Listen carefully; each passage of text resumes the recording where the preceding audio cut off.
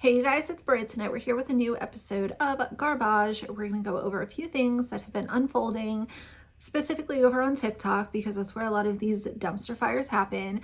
But we're going to chat for a few, so if you're interested, please keep watching.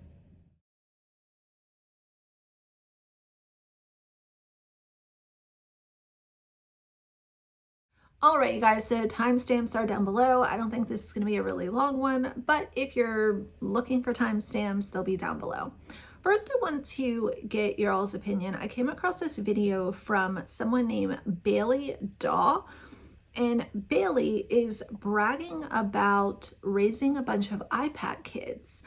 And I've kind of thought about the whole iPad kid thing numerous times in the past. I'm usually on the side of I don't love it, but I also realize that there are when there are parameters and rules put in place, I don't think that it's the worst thing ever. But I also understand the concern if there are no rules, no, timeouts or whatever. So I want to play Bailey's video and then y'all can sound off down below. How do you feel about this? Coming onto TikTok and saying, all of our kids have iPads. Some of them have multiple different devices. We have 9 TVs in the house, and mom and dad also have a bunch of different devices. The kids have PS5s and iPhones. The older ones do. The younger ones have iPads.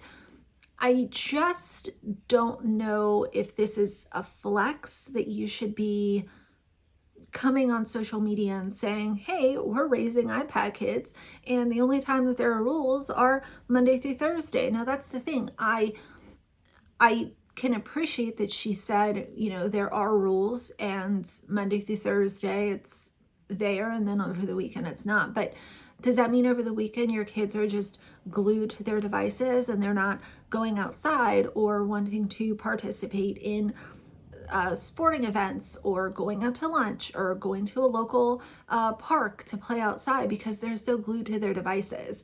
So I want to know, how do y'all feel about this? I think it'll be an interesting topic, so sound off down below. We are a family of 6 and we are raising a bunch of iPad kids. So I'm gonna go ahead and show you all of our electronic devices in our house to make you feel a little bit better about yours.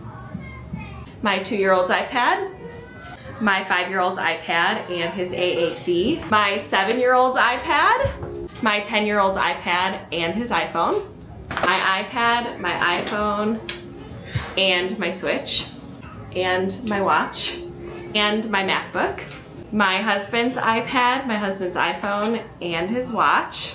Each of the 2 older boys have a PS5.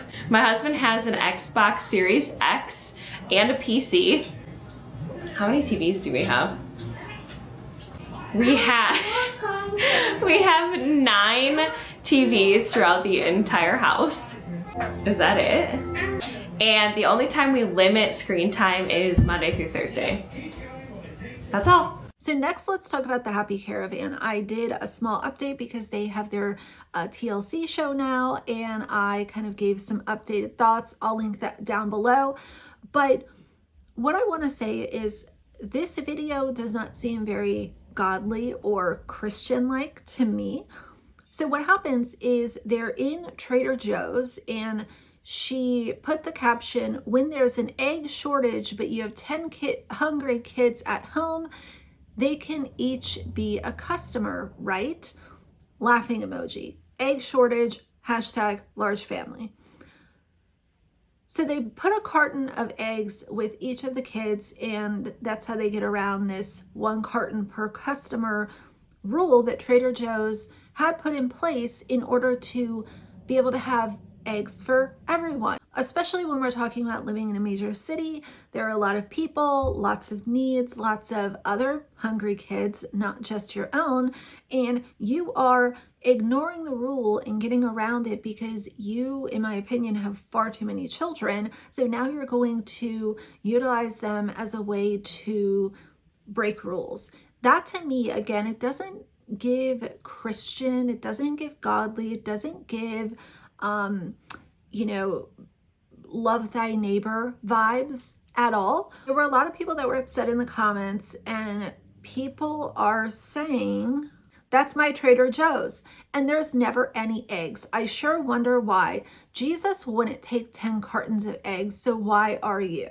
I tried this a couple weeks ago at my Trader Joe's with my one child, and the cashier said no. Again, that's why there's a shortage in demand. Why am I not surprised? Not cool. Some people are calling it clever.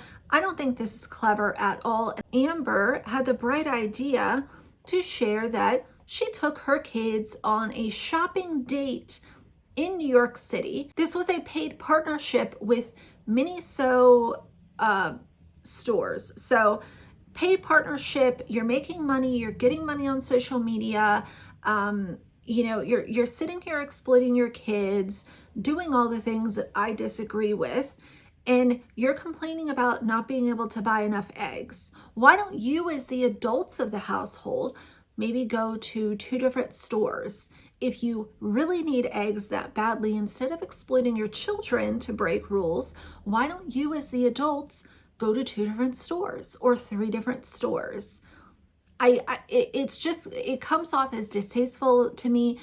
If you disagree with that, that's fine. I really don't care that much, because it's always families like this that are utilizing kids to either make money, break rules, get attention, and I think it's gross. Amber was also quoted as saying that she wants her daughters to prioritize being wives and mothers. I'll insert what she had to say about that. She basically tries to, you know, take back what she said in some ways. And am I surprised? Am I surprised that someone who has an insane amount of kids would want their children to rinse and repeat exactly what they did?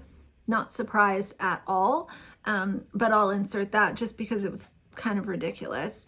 Would I feel I had failed as a mother if my daughters chose having a career over being a wife and a mother? Let's unpack that statement because it's caused quite a bit of controversy. First of all, I think my daughters can be a wife and a mother and have a career. And second of all, I do not want my daughters looking out the window singing "Someday My Prince Will Come," because less and less men are interested in even getting married. So that's just the way the world works nowadays. But let's say Prince does come. We need to be honest, children are a blessing and a joy, but they are also an encumbrance. An encumbrance is a burden or impediment, and in the olden days, in literature, the word encumbrance and child were often used interchangeably. I have 6 daughters and 5 sons, and my oldest 2 daughters have expressed an interest in having a career in classical music. We've worked really hard as a family to help them get to that point, and they're really good at it, so it makes sense. But as a female performing classical musician, it takes quite a bit of bravery to have a child. Classical music performances are often booked a year or 2 or even more in advance, so that causes a bit of a struggle if you want to have a child, because it's very hard to time when a child's going to come. Hilary Hahn and Midori are both A-list violinists that decided to bravely have a child, and sure enough, they had to cancel performances. Replacements were made, and it wasn't a huge deal, but still, it takes a level of bravery to be like, hey, I'm not coming to this performance. I think they made the right choice, and I would encourage my daughters to do the same.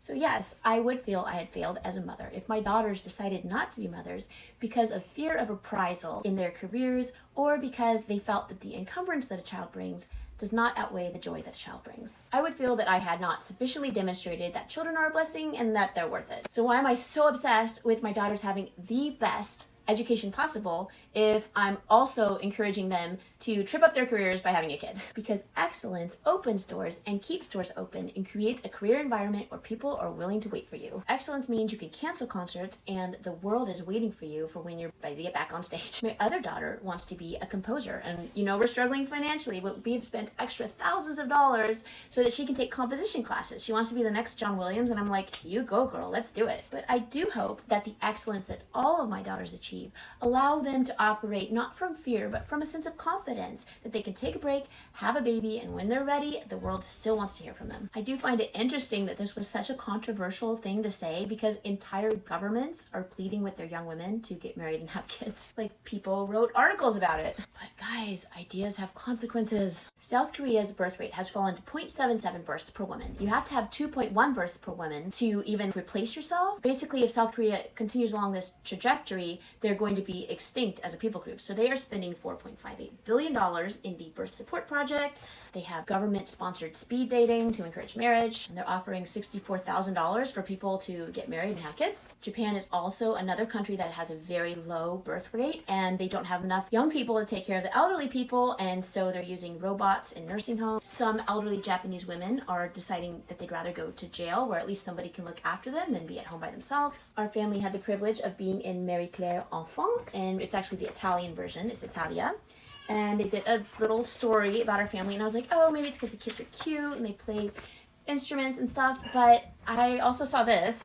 Italy also has a falling birth rate, and they say it's only getting worse. So it could be that part of the reason was they're just trying to show families and be like, hey, look, there's kids, have kids. Like I said earlier, I do not want my daughters pining away waiting for Prince to come. Prince may never come. Marriage is less and less sure, especially as less and less men are interested in getting married. And there are a lot of other paths to fulfillment as a woman. For instance, I would say about half of our most beloved music teachers are women that never got married and never had kids, and yet they live very fulfilled lives. Our original Suzuki teacher taught all of our kids, and she also taught this guy in the middle. He is the concertmaster of the Metropolitan Opera.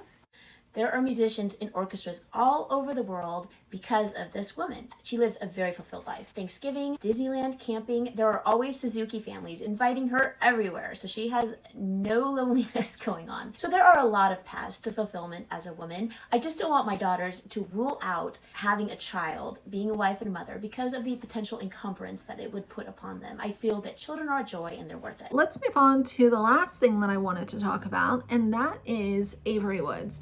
Avery Woods, I've talked about before. I think she's extremely toxic. I don't think she deserves the platform that she's standing on. I think that she has shown everyone exactly who she is. And the way that she got there is by bullying her child for viral TikTok videos where she would show her daughter in leotards and talk about how she had fat rolls. That's literally how she got famous. Now she's taken those videos down, but a lot of us remember, like, you can delete the videos, but we know who you are.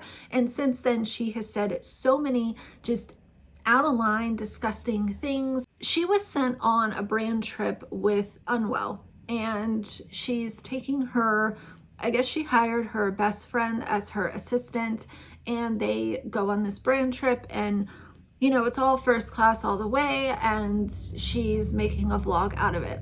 What I want to say is this goes back to something that I've talked about for over 4 years. Why, as brands, are you promoting people like her? I understand the views come above morals, and it's all about, you know, who has the most followers, who can get the most views.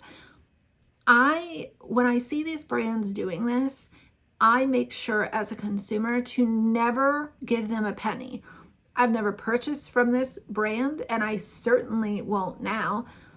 But you're sitting here putting people on first class flights when they are pieces of garbage. Like, what are we doing? And I truly don't understand how, you know, it's like a few weeks ago, she pissed off all the Christians because she was being really gross, talking about Jesus taking it in the rear. And I did that video.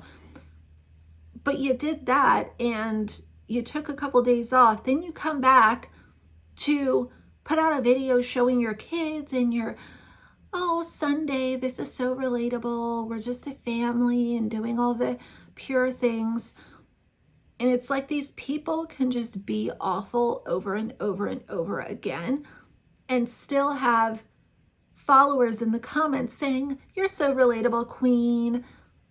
What kind of circus are we living in? But I don't know, those are just a few things that I had on my mind for a little while. So I figured let's toss them into one video, have a little chat. So as always, I will be looking at the comments, but for now, if you like the video, please leave a like in the comments. And if you'd like to see more from me in the future, please subscribe. I'll see you guys soon. Bye.